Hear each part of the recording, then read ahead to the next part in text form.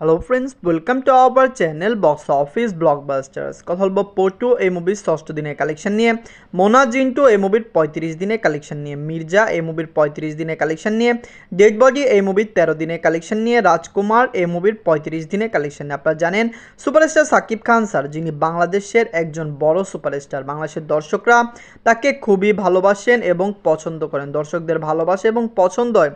রাজকুমার কিন্তু অলরেডি একটি মেগা ব্লকবাস্টারের পথে। আপনি জানিয়ে দিই, সকল ফিল্ম প্রিয়তমা নয়, সকল ফিল্ম প্রিয়তমার মতো বিগেস্ট ব্লকবাস্টার হবে না।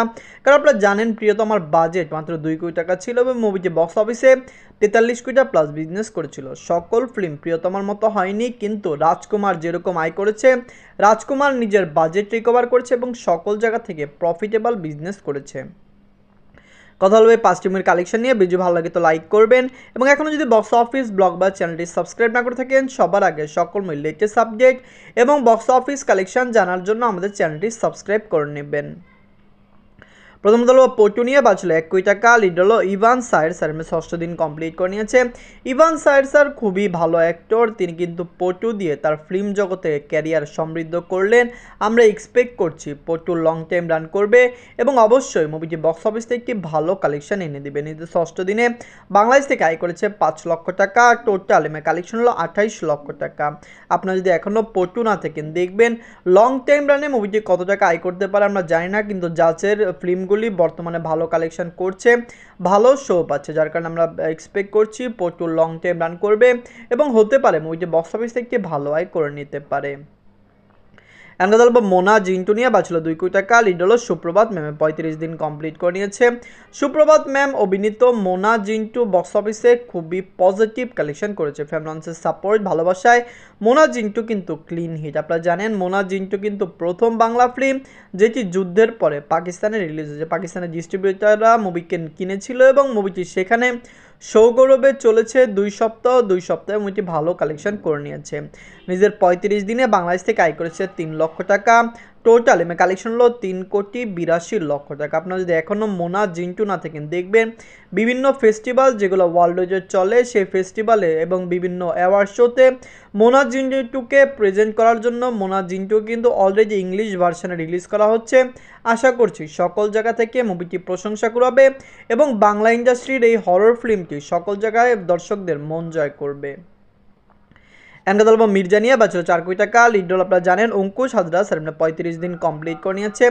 অঙ্কুশ হাজরা স্যার অভিনীত মির্জা ফিল্মটি একটি all time blockbuster film. Bangla দর্শকরা এই মুভিকে সাপোর্ট করেছে। ওয়েস্ট বেঙ্গল, কলকাতা, ন্যাশনাল ওয়াইডের বিভিন্ন মাল্টিপ্লেক্সে মুভিকে রিলিজ করা হয়েছে। ন্যাশনাল চেইন থেকে মুভিটি ভালো কালেকশন এনে দিয়েছে। আপনারা জানেন মির্জার পরে কিন্তু মির্জা 2 আসবে এবং মির্জা 2ও বক্স অফিসে খুবই প্রফিটেবল বিজনেস করতে পারে। দর্শকরা যদি সাপোর্ট করে, ফ্যামিলি যদি সাপোর্ট করে, মির্জা লাইফ টাইমে বক্স অফিসে আমাদের মনে হয় 5 কোটি টাকা প্লাস বিজনেস করে নিতে পারে।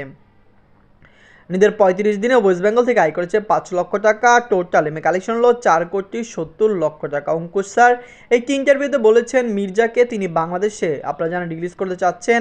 যদি বাংলাদেশে মির্জা রিলিজ হয়, আমরা আশা করছি বাংলাদেশ থেকেও মির্জা একটি ভালো আয় এনে দেবে। ডেড বডি নিয়ে বাঁচলো 1 কোটি 90 লক্ষ টাকা। লিডার আপনারা জানেন জিয়াউল হক রওশন স্যার, 13 দিন কমপ্লিট করে নিয়েছে। জিয়াউল হক রওশন স্যার অভিনীত ডেড বডি ফিল্মটি কিন্তু আপনারা জানেন বর্তমানে খুব কম সিনেমা হলে চলছে। প্রথম সপ্তাহে মুভিটি কিন্তু ভালো সিনেমা হল পেয়েছিল, দ্বিতীয় সপ্তাহে এসে মুভির সিনেমা হল কমে গেল এবং মুভির শো সংখ্যাও বর্তমানে খুবই কম। কয়েকটি সিনেমা হলে মুভিটি 3টি শো পেয়েছে, কিন্তু বেশিরভাগ সিনেমা হলেই মুভিটি 1টি করে শো পেয়েছে। ডেড বডি যেরকমভাবে ভেবেছিলাম সেরকম আয়ত্ত করেনি এবং মুভিটি বক্স অফিসে ক্লিন হিট হওয়ার সম্ভাবনা নেই বললেই চলে, কারণ মুভিটি অনেক জায়গা থেকে সরিয়ে নেওয়া হয়েছে। স্টার সিনেপ্লেক্স নামানোর পরে অনেক সিনেমা হল থেকে মুভিকে সরানো হয়েছে। নিজের 13 দিনে বাংলাদেশ থেকে আয় করেছে 4 লক্ষ টাকা। টোটাল কালেকশন হলো 1 কোটি 37 লক্ষ টাকা। আপনারা যদি এখনও ডেড বডি না থাকেন, দেখবেন জিয়াউল হক রওশন স্যার এই ফিল্মে রয়েছেন। এই ফিল্মে কিন্তু ওমর সানি স্যার রয়েছেন। এই ফিল্মে শ্যামল মওলা স্যার রয়েছেন। এই মুভির ডিরেক্টর আপনারা জানেন ইকবাল স্যার, তিনি এই মুভির মার্কেটিং করেছেন এবং যথেষ্ট কন্ট্রোভার্সির সাথে তিনি মার্কেটিংটি করতে পেরেছেন। এখন কথা বলবো রাজকুমার নিয়ে। বাঁচল 10 কোটি টাকা, লিড হলো সুপারস্টার সাকিব খান স্যার, মানে 35 দিন কমপ্লিট করে নিয়েছে।